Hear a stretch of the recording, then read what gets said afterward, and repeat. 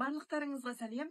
Осы апта қазақ тілі мен әдебиет пәнінің апталығына байланысты мектебіміздің оқушылары Абай атамыздың поэмасын қаншалықты деңгейде жатқа білетіндігін бірге тексереміз. Біз қазір Абай бұрышының қасына келдік. Мұнда біздің поэма жаттайтын үздік оқушыларымыз поэма жаттап, ізденіп дайындалып жатыр. Дайындықтарын бірге тексерейік. Сәлем қыздар, қалайсыңдар? Көңіл күйлерің қалай? Не дайындық болып жатыр?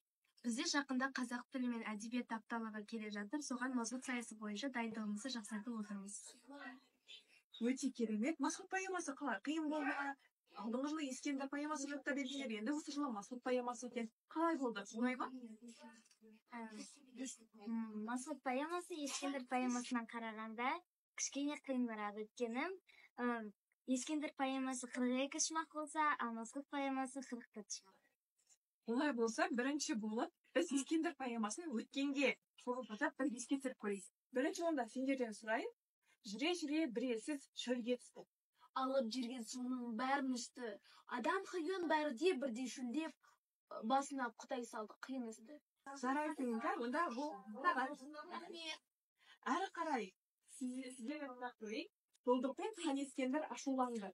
Ашуланып қақпаға жетіп барды. Қақпаны дүбірлетіп қағып, қақпанды аш деп барынша әре салды.